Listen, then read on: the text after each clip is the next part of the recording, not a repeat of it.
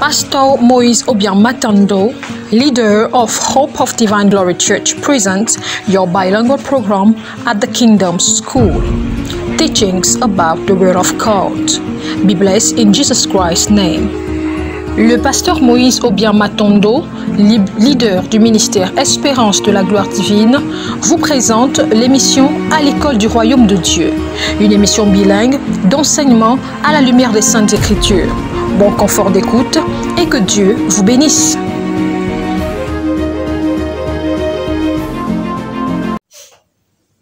Shalom, shalom, shalom, chers frères et sœurs dans le Seigneur Jésus-Christ, soyez bénis, soyez bienvenus dans le cadre de votre émission à l'école du Royaume de Dieu. Et nous sommes toujours honorés de vous savoir des nôtres à chaque édition, à chaque nouveau programme, à chaque nouvel enseignement. Cette émission est tout simplement une plateforme qui vous permet à vous, à nous également d'être nourris à la lumière des Saintes Écritures, mais mieux encore avoir une vie de victoire en Jésus-Christ. Nous sommes sur une thématique, mais avant que d'en arriver, je vais saluer l'homme de Dieu qui est avec nous, le pasteur Moise Obiang Matando. Homme de Dieu, shalom. Shalom. Comment vous allez? Par la grâce de Dieu, ça va. Amen, amen. Et nous croyons également que vous qui nous suivez, où que vous soyez, qui que vous soyez, nous vous bénissons au nom de Jésus-Christ. Alors, nous avions entamé une thématique que nous allons aborder dans sa deuxième phase aujourd'hui même, c'est-à-dire la grâce, source de salut pour les nations. Nous avions entamé déjà la première partie et aujourd'hui, par la grâce de Dieu, à l'aide de l'Esprit Saint, nous croyons que le serviteur de Dieu va certainement être oint et davantage être rempli pour nous amener à rentrer encore et encore dans les profondeurs de cette thématique. Homme de Dieu, la thématique, la grâce, source de salut, c'était quand même fort la première fois, la première édition. Ah oui, merci, que le nom du Seigneur soit glorifié. Amen. Et donc, une fois de plus, nous rendons grâce au Seigneur. Amen. Pour avoir permis que cette émission ait lieu. Et puis nous bénissons le Seigneur également pour votre présence, Amen. pour le travail professionnel que vous abattez. Et nous bénissons également le Seigneur pour les techniciens qui se battent pour accomplir ce travail. Amen. Alors oui, donc comme vous l'avez dit, vous l'avez annoncé, nous avons commencé un thème sur la grâce, source de salut pour nos nations, ou pour les nations. La grâce, source de salut pour les nations. Alors, je pense qu'on va écrire cette thématique pour permettre également à nos frères et sœurs de voir la grâce, source de salut pour nos nations. La grâce, source de salut pour nos nations. La grâce, source de salut pour nos nations.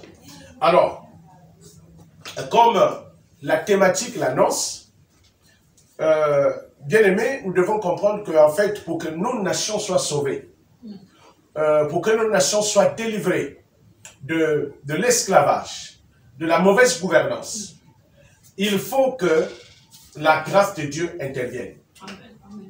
Il faut que la grâce de Dieu intervienne. Alors, quel est le problème des nations? Le problème des nations, c'est la gouvernance. La gouvernance. Et la gouvernance, c'est ce qu'on appelle le règne. Maintenant, d'où vient la gouvernance? En fait, la gouvernance ne vient pas des hommes. Amen. La gouvernance vient de Dieu lui-même. Parce que Dieu est le roi de l'univers. Il est celui qui a créé la gouvernance. Alors, maintenant, sa gouvernance, à lui, est basée sur quoi? Sur la paix et la justice. Donc, la gouvernance de Dieu, c'est-à-dire le pouvoir divin, est basé sur la paix et la justice. Et donc, la paix, c'est le bien-être, comme shalom en hébreu, et la justice, c'est le droit, c'est l'équité, le respect des droits. Donc, la justice est une fonction divine qui consiste à veiller au respect de la loi. Mais la loi de Dieu est au service de quoi? Au service du bien-être. Et le bien-être est la manifestation de l'amour de Dieu envers ses sujets. C'est parce que Dieu aime ses sujets, c'est-à-dire les hommes et les anges. C'est la raison pour laquelle Dieu voudrait que tout citoyen dans son royaume soit bien dans son être. Voilà ce que ça veut dire. Bien dans son être. Donc, dans chaque aspect de la vie de l'homme, en particulier, Dieu a voulu que l'homme soit bien dans son être, dans son esprit, dans son âme et dans son corps. Donc, les trois dimensions de la vie de l'homme, Dieu a décidé que l'homme soit bien. Amen. Amen. Maintenant, il a établi des principes de base qui déterminent en fait son modèle de gouvernance. Donc, la paix et la justice. Voilà. Donc, ce sont les deux piliers de la gouvernance de Dieu.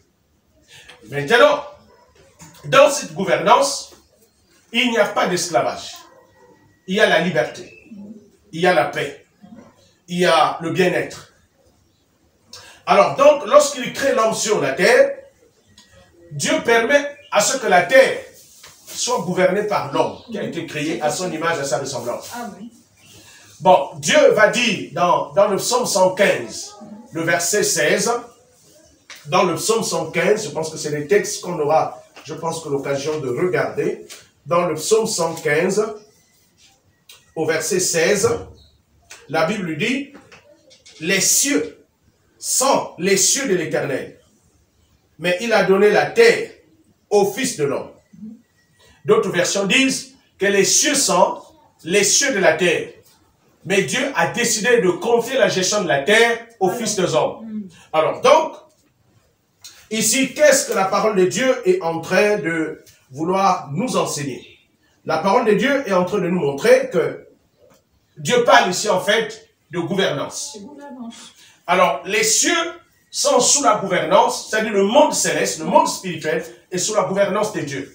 Mais la terre, le monde physique, a été confié à l'être humain.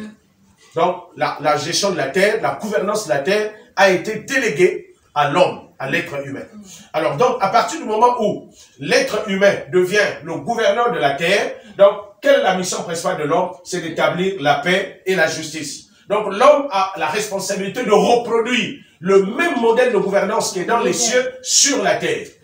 Le modèle. Donc, Dieu est le modèle de gouvernance. Les cieux ou le royaume des cieux représentent le modèle de gouvernance. Sans vous couper, rapidement, est-ce que ça veut dire qu'on ne peut pas parler de gouvernance à notre niveau en tant qu'humain sans comprendre d'abord le modèle divin? Exactement. Parce que l'homme doit reproduire. L'homme réplique. L'homme reproduit. C'est-à-dire l'homme fait ce qui se passe dans les cieux. Donc, si vous n'avez pas la compréhension, la révélation du modèle de gouvernance qui est dans les cieux, qu'est-ce que vous allez reproduire sur la terre?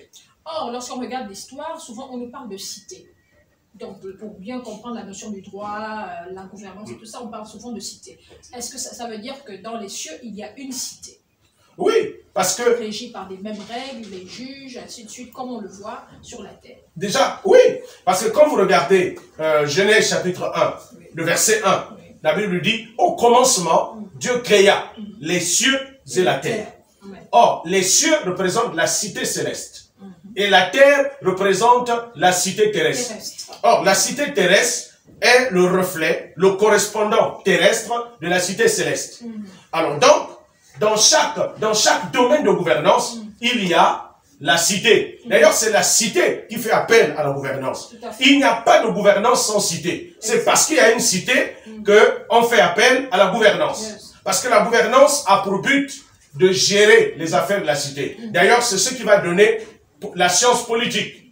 Parce que à l'origine, le mot politique, ça vient du mot polis qui signifie ville en grec. Et en hébreu, ça signifie air ou lire. Alors donc c'est ce mot polis qui représente ville, qui a grandi, qui a fini par donner naissance à un État-ville. Et maintenant, lorsqu'on voulait parler en fait des affaires de la gestion de la ville ou de l'État-ville, alors cette science-là, qui a grandi, c'est-à-dire jusqu'à l'époque moderne, ça a fini par donner la science politique. Donc, le mot police a donné plusieurs dérivés. Politique, cause, ainsi de suite. Bon, ce n'est pas, je pense qu'on aura peut-être l'occasion d'en parler si on parle de la citoyenneté. Oui, parce que c'est peut-être pour arriver au niveau de la nation. Puisque nous sommes sur la question de la gouvernance. Exactement. Pour que les uns et les autres, que nous comprenions en fait que dans le préambule que vous avez entamé, c'est qu'en fait, on ne peut pas parler de gouvernance, on ne peut même pas arriver déjà très bas au niveau du salut pour nos nations si nous ne comprenons pas qu'au préalable, il y a un modèle divin Exactement. qui tire son origine de là-haut, de Dieu, de sa cité. Oui. Ok, donc vous avez tout à fait raison de recadrer les choses et de nous ramener à chaque fois dans le contexte. Alors donc, à la base, il y a la cité. Il y a la cité. Ça veut dire qu'il y a un environnement. Et dans chaque cité, il y a des habitants. Et maintenant, ces habitants ont une vie. Ils sont appelés à vivre. Maintenant, le Créateur a mis en place une science qui consiste en fait à gouverner, à gérer. Donc, le Créateur a établi en quelque sorte l'administration de la vie des citoyens. Et c'est cette administration de la vie des citoyens qu'on appelle en fait la science de la cité. Donc, la science de la gestion de la cité. Et donc, dans notre contexte moderne, dans le contexte gréco-latin, c'est-à-dire on appelle ça la politique. Donc, il n'y a pas de science politique si on ne parle pas de la cité. C'est la cité qui détermine en fait la science politique. Et maintenant, la cité représente aussi la nation. La nation-État. C'est-à-dire cet environnement dans lequel les populations habitent. Maintenant, dans le cadre de leur vie, cela fait appel en fait à quelqu'un qui va gouverner, à un gouverneur qui va gérer en fait la cité, y compris la vie des citoyens. D'où la science politique qui fait appel à la gouvernance. Donc en réalité, la politique, c'est la science qui s'occupe de la gouvernance de la cité. Actuellement, donc dans le cas de figure de la nation. De la nation. Donc on ne peut pas parler de la gestion de la nation si on ne comprend pas le modèle de gouvernance céleste. À l'origine. Parce que l'être humain n'est qu'une image. Vous savez, quand on dit l'homme a été créé à l'image, ça veut dire que l'homme est la copie, la reproduction de Dieu. Conforme. La copie conforme. Alléluia. La copie originale de Dieu. C'est la copie conforme et originale de Dieu. Donc, à ce titre, l'être humain étant la copie, étant le produit ou la reproduction de Dieu, dans tout ce que l'homme est appelé à être et à faire, n'est rien d'autre que la reproduction du modèle divin. En d'autres termes, la notion de l'échec n'est pas censée exister. Non, la notion de l'échec, normalement, n'existe pas dans la création même de Dieu. Même dans notre existence humaine en tant qu'être venant de Dieu, la notion de l'échec n'existe pas. Pourquoi? Parce que l'échec, c'est le fait d'avoir mal fait ce que vous êtes censé faire. C'est le fait de n'avoir pas produit les résultats que vous devez avoir. Or, ce que nous sommes appelés à faire ne vient pas de nous. Ce n'est que la reproduction. C'est-à-dire, nous copions chez Dieu et nous reproduisons sur la terre. En fait, voilà le modèle de vie de l'homme. Nous copions chez Dieu et nous reproduisons sur la terre. C'est à peu près ce qu'on fait en informatique. Vous copiez, vous collez. Vous copiez, vous collez. Donc, on doit faire du copier-coller conforme au modèle divin. Donc, c'est pourquoi, si vous n'avez pas la révélation du modèle divin, qu'est-ce que vous allez reproduire? En fait, l'homme est un reproducteur. C'est la raison pour laquelle celui qui reproduit est appelé comme une femme. C'est pourquoi, sur le plan spirituel, l'homme est comme la femme de Dieu. Parce que la femme, c'est celle qui reçoit la vie de l'homme et qui la reproduit. Donc, l'homme, à ce titre, est le reproducteur de Dieu. C'est la raison pour laquelle, d'ailleurs, vous allez voir dans Genèse 1, le verset 28, Dieu va dire à Adam, Dieu les bénit et Dieu leur dit, soyez féconds. Ça dit, reproduisez-vous. Soyez féconds. Multipliez. Ça veut dire que ce que j'ai mis en vous, la vie que j'ai mis en vous, reproduisez-la. Tout ce que j'ai mis sur place, reproduisez-la. Donc, l'homme est un reproducteur des choses de Dieu et de la vie divine. C'est la mission principale de l'être humain sur la terre. Alors, par rapport à la thématique d'aujourd'hui, nous parlons de grâce. Est-ce que la grâce ici, elle intervient comme un don par rapport au contexte actuel ou alors un pont ou un instrument? Comment est-ce qu'il faut comprendre le mot grâce dans, naturellement, le contexte du salut pour les nations? Ok. Pour comprendre le mot grâce, il faut comprendre la loi. Parce qu'on ne peut pas parler de la grâce si on ne parle pas de la loi. Et c'est parce qu'il y a eu violation de la loi qu'on fait appel à la grâce. Donc, voilà le contexte qu'il faut restituer. Alors, quand Dieu crée Adam, c'est-à-dire l'homme, il le place dans un environnement qu'on appelle l'Éden, dans le jardin d'Éden. Et bon, plus précisément, c'est en Afrique. Alors, donc, Adam est placé dans le jardin d'Éden, et Dieu lui donne comme mission, j'ai été établi dans le jardin, dans Genèse 1, le verset 15, cultive mon jardin et garde-le. Cultive mon jardin. Ça veut dire que développe le jardin et garde-le. Garde veut dire gérer, gouverne le jardin. C'est-à-dire, ne te limite pas seulement à développer, mais il faut maîtriser la gestion. C'est-à-dire, il faut garder l'équilibre de cet environnement-là avec son développement, comme moi je fais dans le ciel. C'est ça la mission. Maintenant, comment est-ce que ce développement allait se passer? Dieu, quand il te donne quelque chose, quand il te demande de faire quelque chose, il te montre comment il faut le faire. Et donc, dans Genèse 1, le verset 28, Dieu donne les 5 étapes de la gouvernance, les 5 étapes du développement. Bon, peut-être on aura l'occasion d'en parler. Alors, donc, maintenant, et Dieu va dire à Adam, tu mangeras de tous les arbres du jardin, sauf le fruit de l'arbre de la connaissance du bien et du mal. Donc, Dieu donne à Adam une loi. Parce que Dieu, étant le créateur, ne peut pas donner une mission à l'homme sans lui donner, en fait, sans mettre des limites. Bien sûr. Parce que la loi, en fait, permet, la loi est une restriction. La loi, dans la loi, vous avez ce qu'il faut faire et ce qu'il ne faut pas faire. Et donc, Dieu va préciser, voici ce que vous devez faire pour que votre gouvernance réussisse. Maintenant, il y a aussi des choses qu'il ne faut pas faire. Ça va amener votre gouvernance à tomber dans la déchéance. Maintenant, qu'est-ce qui va se passer?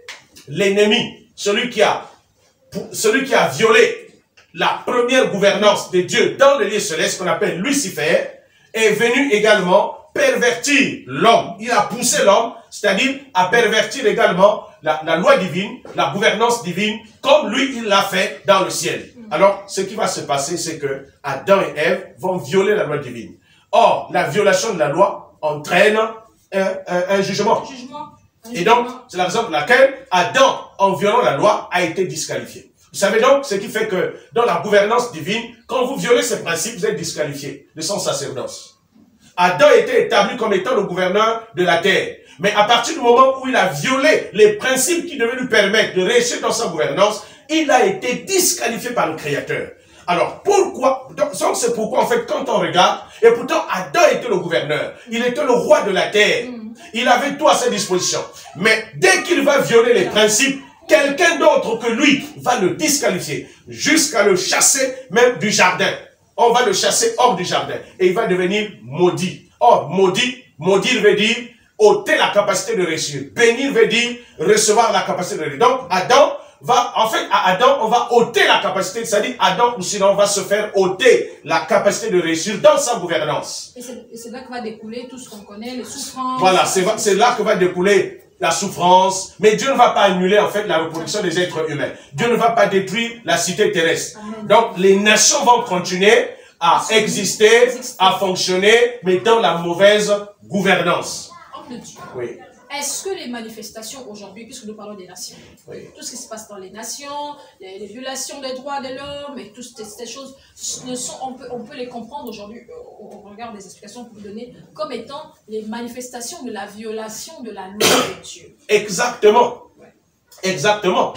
Parce que vous savez, la gouvernance de Dieu, j'ai signifié au début, est basée sur la paix et la justice. Donc, à quoi sert la paix? La paix, en fait, c'est la volonté parfaite du Créateur pour ses citoyens. Donc, dans la pensée du Créateur, c'est que ces citoyens doivent être bien dans leur être, ils doivent mener une bonne vie, ils doivent être dans le bonheur, ils doivent être heureux dans chaque aspect de leur vie.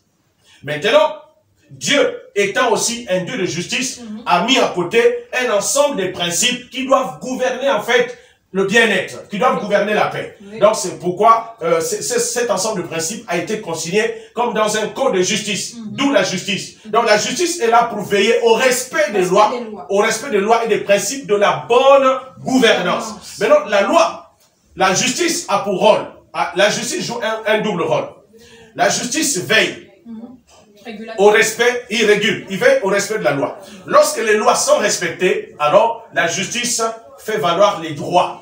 Donc, on a comme l'impression que la justice récompense la bonne gouvernance. Mais dans le cas où les principes sont violés, la justice condamne et juge, et il inflige des peines. C'est un principe qui peut aussi être compris sur le plan individuel du chrétien. C'est ce qui se passe. C'est-à-dire ce qui se dit au niveau national, au niveau de la cité, se reproduit jusqu'au niveau individuel. Au niveau national, au niveau familial, au niveau individuel.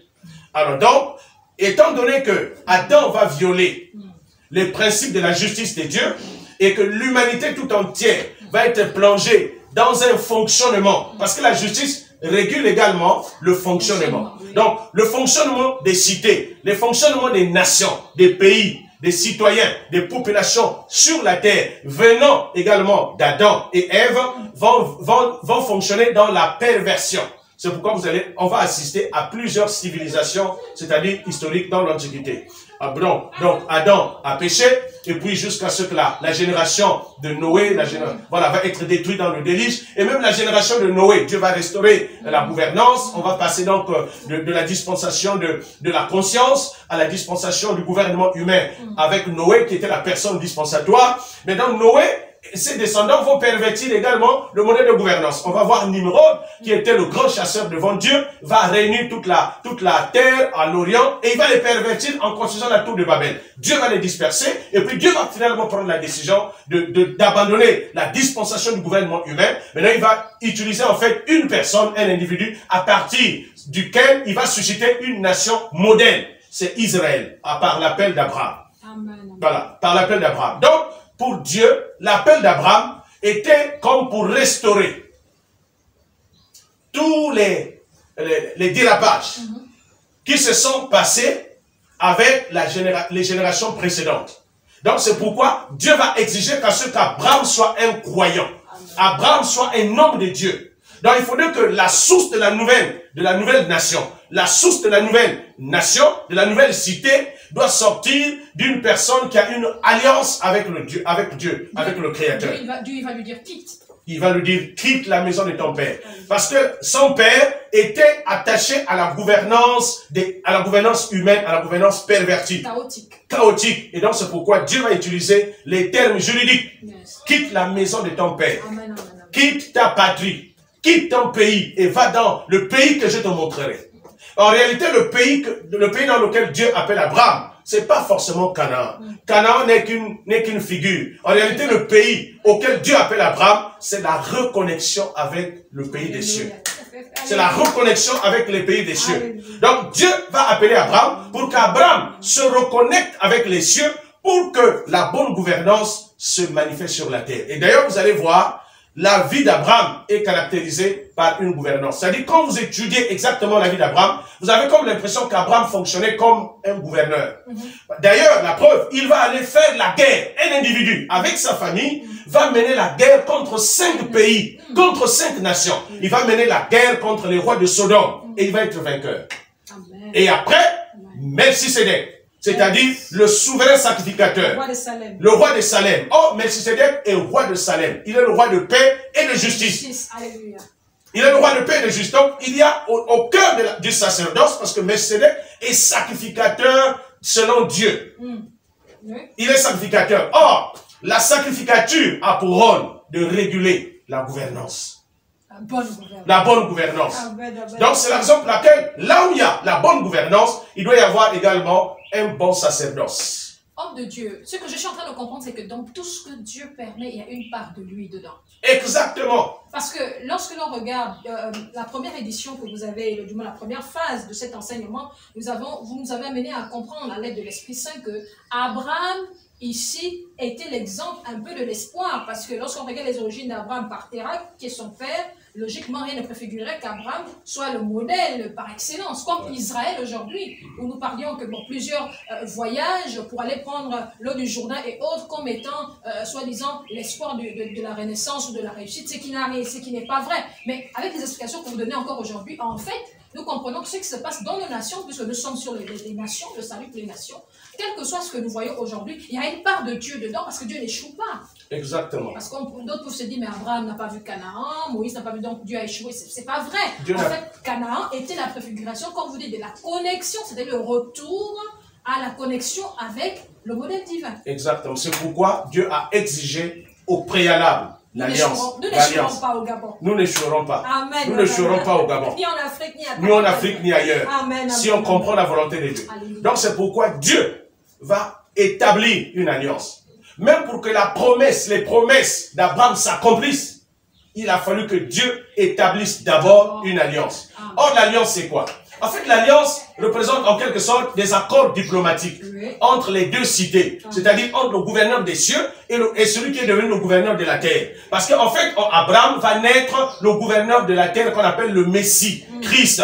Donc, en fait, à travers Abraham, Dieu a vu la gouvernance du Messie qui va respecter, en fait, les principes de la bonne gouvernance des cieux. Celui qui va incarner véritablement le royaume des cieux. C'est la raison pour laquelle le fils d'Abraham, le véritable fils d'Abraham, qu'est Jésus-Christ, quand il est venu, il nous a enseigné que quand vous parlez avec Dieu, quand vous priez, dites que ton règne vienne. Bon, au-delà de tout ce que nous connaissons, que ton règne vienne. C'est-à-dire que ton règne vienne sur la terre comme au ciel. Que ta volonté soit faite sur la terre comme au ciel. Donc, qu'est-ce qui doit venir sur la terre? Donc, qu'est-ce qui détermine la base de la prière? C'est le règne et la volonté. C'est-à-dire que ton règne, que ton modèle de gouvernement, que ton modèle de gouvernance soit sur la terre comme au ciel. Parce que si le modèle de gouvernance qui est au ciel vient sur la terre, autrement dit, les citoyens de la terre vont apprendre à adorer Dieu. C'est-à-dire, il fera bon vivre. La volonté de Dieu en même temps va s'accomplir quand Dieu règne. C'est pourquoi, en fait, Dieu ne peut pas régner, Dieu ne peut pas manifester sa volonté quand il ne règne pas. On ne peut pas séparer la volonté de Dieu et du règne de Dieu. Le règne de Dieu, c'est la gouvernance. La volonté de Dieu, en fait, c'est son plan d'amour. C'est ce qu'il veut, c'est la vision qu'il a.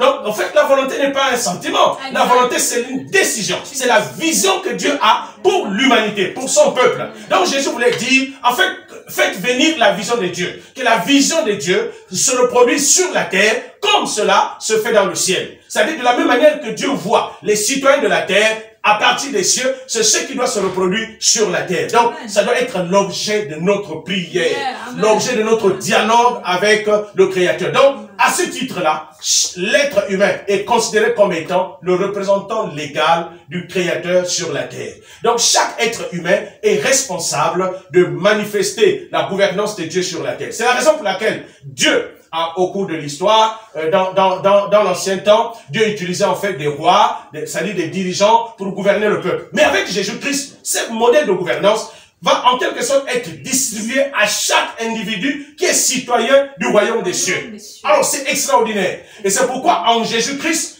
chacun de nous est roi et sacrificateur. Amen. Alors, à quoi sert la royauté? La royauté, c'est la gouvernance. C'est-à-dire, il faut se gouverner comme au ciel. Et à côté de la gouvernance ne peut pas réussir s'il n'y a pas le sacerdoce. Ça veut dire que celui qui est roi doit en même temps garder, c'est-à-dire le sacerdoce, doit garder la relation avec Dieu. Parce que le sacrificateur, c'est celui-là qui sert d'intermédiaire entre Dieu et le peuple. Et c'est celui qui offre des sacrifices.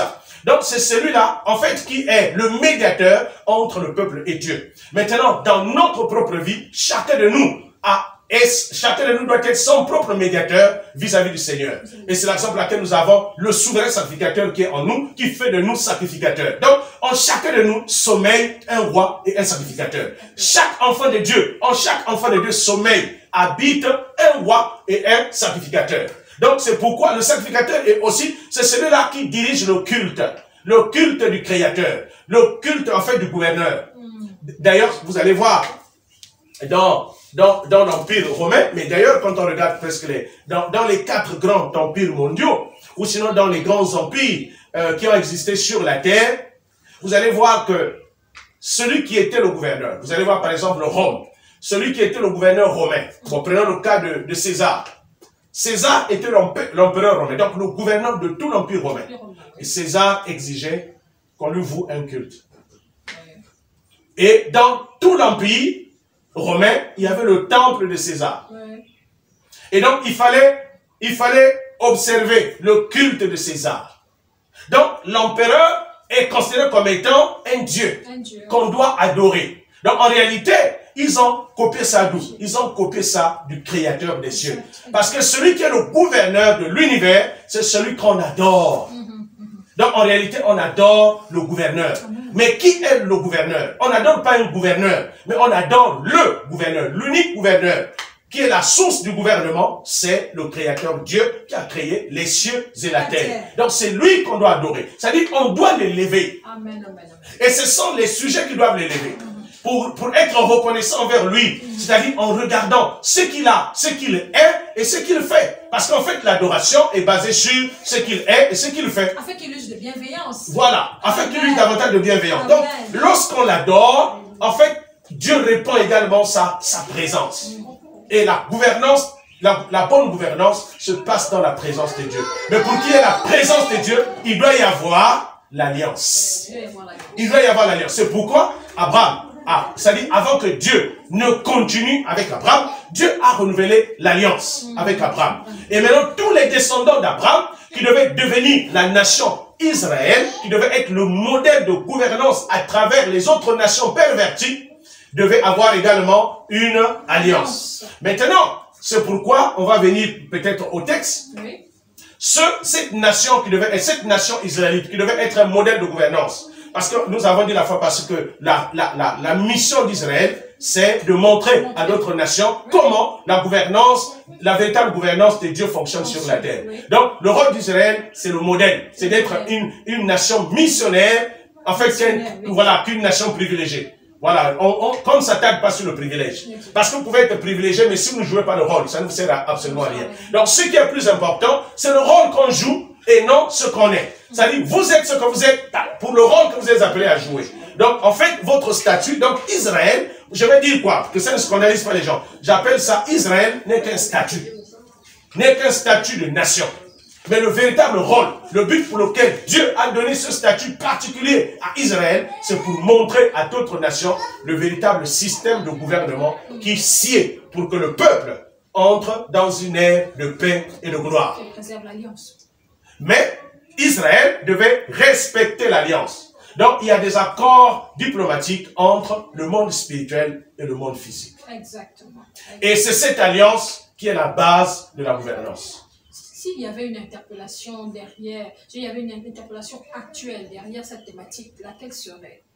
Alors, l'interpellation, c'est que nos nations doivent d'abord revoir l'alliance. Parce que quelle est l'alliance? C'est-à-dire, nos nations, sur le plan spirituel, sont liées à qui? Spirituellement. Par exemple, à quoi est lié le Gabon spirituellement? Quels sont les accords diplomatiques entre la gouvernance du Gabon et la gouvernance spirituelle? À quelle spiritualité le Gabon est rattaché? À quelle spiritualité les pays de l'Afrique centrale sont rattachés? À quelle spiritualité les pays de l'Europe sont rattachés? À quelle spiritualité les pays du monde sont rattachés? Parce que c'est le ciel qui influence la terre. D'ailleurs, c'est ce qu'on appelle la dimension prophétique. La dimension prophétique, en fait, c'est le règne de l'esprit sur la matière. Donc, c'est le règne du ciel sur la terre. C'est le règne du divin sur l'humain. Donc, la dimension prophétique est la manifestation de la volonté du ciel sur la terre. Donc, c'est pourquoi le prophétique est totalement rattaché à la dimension spirituelle. Amen. On ne peut pas parler du prophétique si on ne parle pas en fait de la dimension spirituelle. Donc c'est pourquoi les prophètes de l'Ancien Testament étaient des garants de l'alliance. C'est-à-dire le ministère prophétique de l'Ancien Testament était basé sur l'alliance. C'est parce qu'il y avait une alliance que Dieu suscitait un prophète. Et quel était le rôle du prophète? C'est de faire en sorte que la nation garde l'alliance. Même les gouvernants gardent l'alliance. Et le peuple également soit dans l'alliance. Maintenant, lorsque le gouverneur, les rois sortaient de l'alliance, le prophète s'élevait pour interpeller. Vous êtes pervertis. Vous avez abandonné l'Éternel. Maintenant, revenez. Revenez. Ça veut dire que répentez-vous. La repentance veut dire revenez à la source. Parce que vous ne pouvez rien faire sans le modèle original. Parce que vous n'êtes que des reproducteurs. Or, c'est la raison pour laquelle, quand l'homme s'éloigne de l'alliance de Dieu, alors il fait du n'importe quoi. Il commence à faire ce qui sort de son imagination. Or, un être humain n'a de valeur lorsqu'il est attaché à Dieu. Quand un être humain n'est plus attaché à Dieu, il ne sert plus à rien. C'est la raison pour laquelle, dans la parabole du sarment et du vrai cep, Jésus va parler en fait de cette dimension d'alliance. Jésus dit, je suis le cep, vous êtes les sarments. Exactement. Donc, il a pris en fait cette symbolique de l'arbre et de la branche pour démontrer en fait, pour que nous puissions gouverner, pour que nous puissions faire la volonté de Dieu, pour que nous puissions reproduire le règne et la volonté de Dieu sur la terre, il va falloir que nous soyons en alliance avec le Créateur, avec la vie. C'est la raison pour laquelle, en utilisant la symbolique de l'arbre, la branche a une alliance avec l'arbre principal. Et la même vie, la même sève qui coule dans l'arbre, c'est la même sève qui coule dans la branche. Donc ça veut dire quoi? Ça dit l'homme et Dieu doivent partager la même vie, doivent avoir la même vie. Et c'est pourquoi Jésus va dire, sans moi, vous ne pouvez rien faire. Nous ne pourrons pas clore cette émission sans que je ne vous, quand même, que vous nous apaisantissions. J'y arrive sur la question de l'enjeu. Parce que la thématique, la grâce, source de salut pour nos nations, est-ce que ça préfigure un peu l'enjeu du retour de Christ?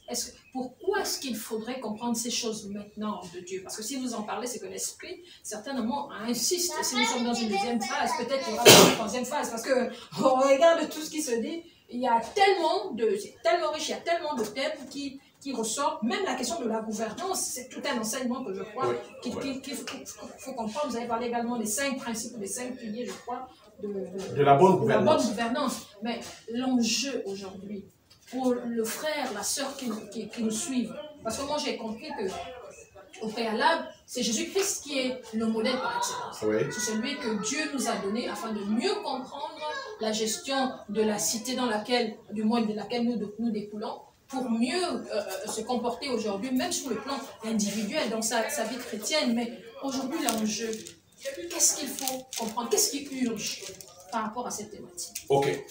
Par rapport à cette thématique, ce qui urge, c'est la compréhension pour qu'on passe à l'application. Je répète, l'enjeu aujourd'hui. Pourquoi? Parce que nous nous sommes pervertis. Nous avons abandonné la véritable gouvernance modèle qui vient du Seigneur. Et donc, l'enjeu, c'est de revenir à la compréhension de la bonne gouvernance et ensuite passer à l'application. Donc c'est possible de revenir. Mais c'est une question de volonté. C'est une question de décision. Bon, déjà, l'être humain ne comprend pas en fait l'enseignement. Mais le meilleur enseignement que l'être humain comprend, c'est l'expérience. Or, dans notre expérience humaine, nous sommes confrontés en fait à la mauvaise gouvernance.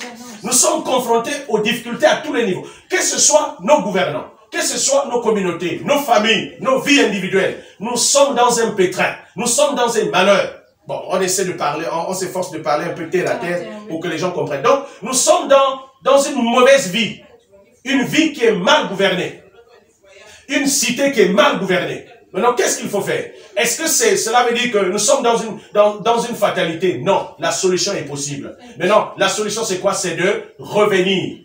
Or, pendant ce temps, nous avons déjà violé la loi divine. Nous avons déjà violé les principes de Dieu. Donc, la justice de Dieu qui est à côté, qui veille sur le respect de la loi, doit nous juger. Mais, gloire soit rendue à Dieu, c'est que Dieu nous a fait grâce. En fait, c'est là où la grâce intervient. Donc, on ne peut pas prétendre parler de la restauration si la grâce n'intervient pas. Si la grâce ne finit pas son travail de réparation, de restauration, à cause des préjudices causés à Dieu le Père, le Créateur, on ne peut pas revenir. Donc, pour qu'on revienne, il faut que la grâce intervienne. Et qu'est-ce que la grâce fait? La grâce justifie les coupables. La grâce justifie les coupables. C'est-à-dire des personnes qui étaient coupables vis-à-vis de Dieu sont maintenant justes, sont rendues justes. Ils sont justifiés par la justice de la grâce. Par la justice de la grâce. Pas par la justice de la loi qui condamne, mais par la justice de la grâce. Donc, la grâce est l'unique moyen par lequel nous pouvons revenir à la bonne gouvernance. C'est la raison pour laquelle,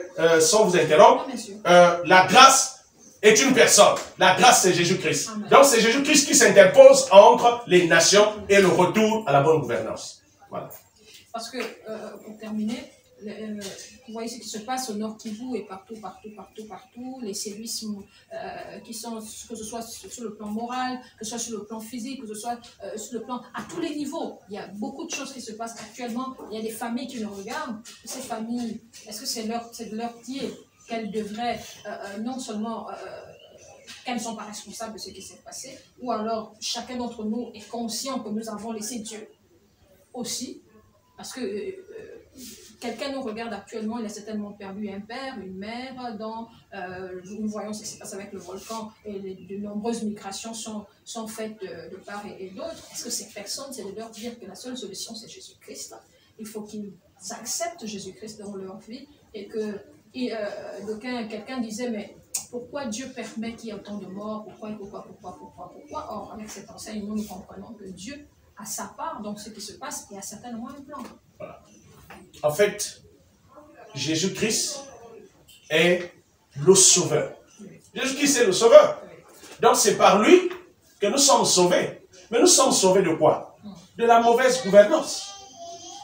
Parce que lorsque nous avons désobéi à Dieu, nous sommes passés automatiquement sous la gouvernance de Satan, qui est le principal instigateur du malheur, qui est la source du malheur des peuples et des nations. Donc, quelqu'un qui n'a pas Christ dans sa vie est de facto sous la gouvernance de Satan. Or, Satan n'a pas le bien-être. Il n'a que le malheur. Même quand il fait du bien, ce bien-là est mal. Parce qu'en fait, c'est lui qui incarne l'arbre du bien et du mal. Le fruit, l'arbre de la connaissance du bien et du mal.